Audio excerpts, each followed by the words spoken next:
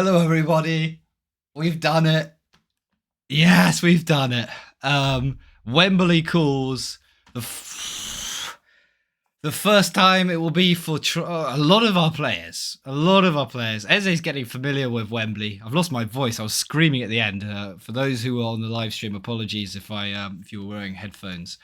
But what a finish to that game because it got angsty. But I'm just so happy players like Saliba, Gabriel, all these players, Declan Rice get to go to Wembley. They deserve it. It's been a long 5 years and a half years since we've been there.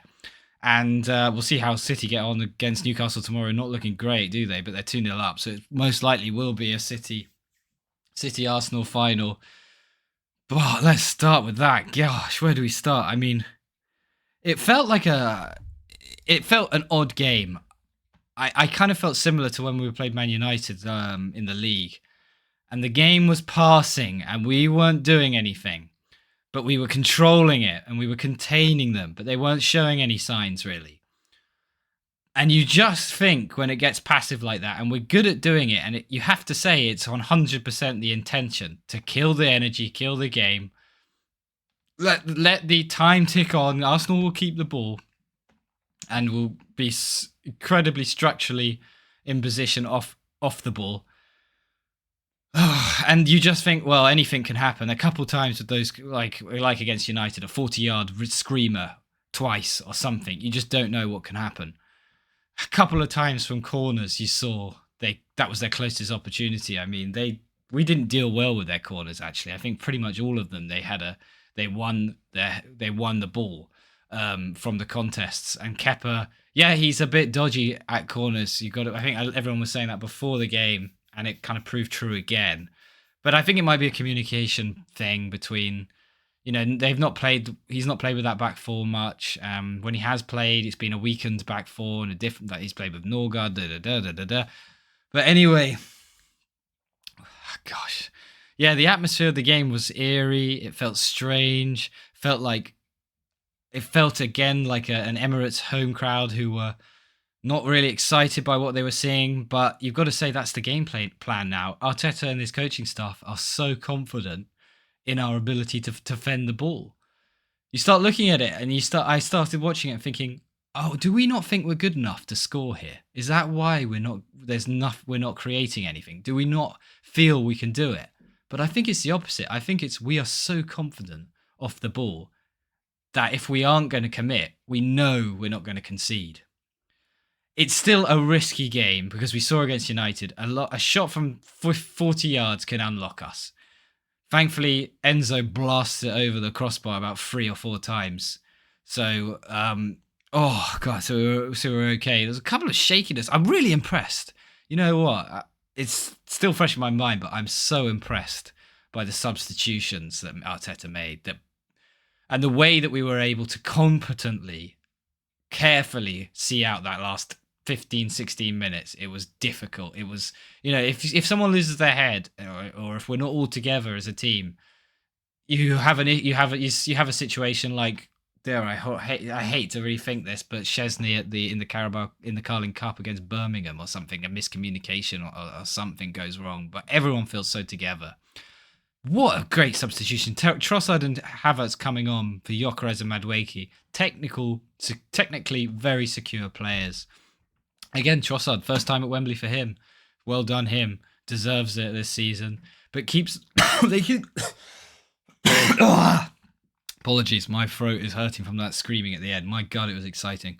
But they both keep the ball so well and combine brilliantly for that final goal to kill them off. Beautiful scenes. Chelsea, beautiful scenes beating Liam Rosenior, who I have to say, a lot of people have Arteta a David Brent time. Liam Rosenior takes it to another level with his David Brent level of comments, and he's like constantly smirking in the press conferences. He can't stop smirking. He obviously had a plan tonight. He obviously wanted to wait until 60 minutes. He knew how Arsenal would play, and then bring on Palmer, bring on Esteval, bring on Garnacho to have a go at us.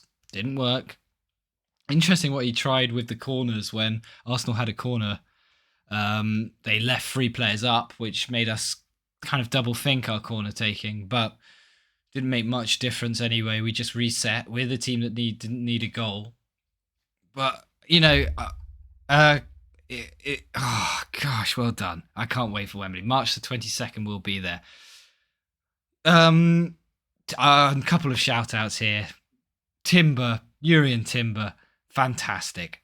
Brilliant. He's played so many games this season, and it was only 2 seasons ago that he was out with an ACL. And you look at players like Rodri coming back from an ACL, they look half the player they were.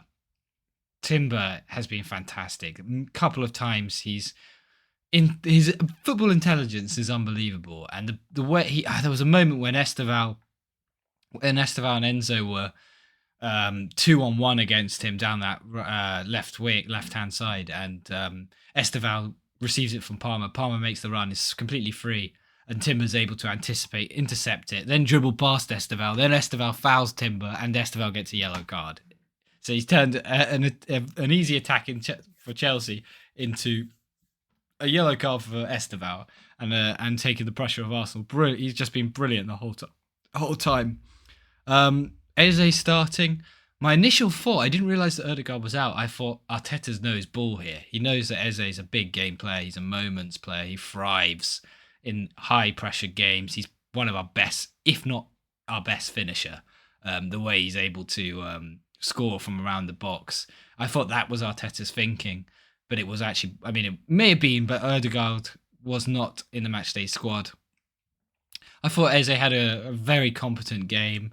And particularly in that last 15 minutes when he was able to keep the ball and play very, Chelsea were more desperate then, so they were committing more. And that's where Eze was fantastic. He's able to nick the ball round, play some quick 1-2s.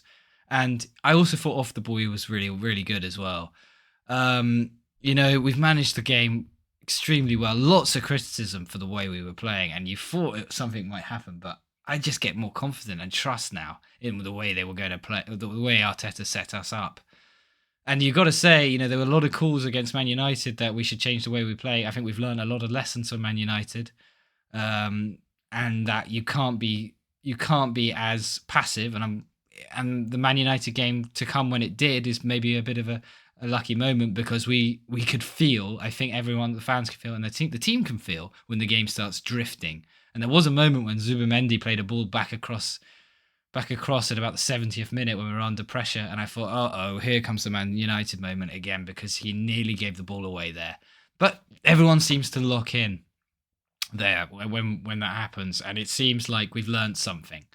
I'm just impressed. I'm impressed. The only thing else I would probably quickly add as well is that penalty decision I thought was absolutely nuts.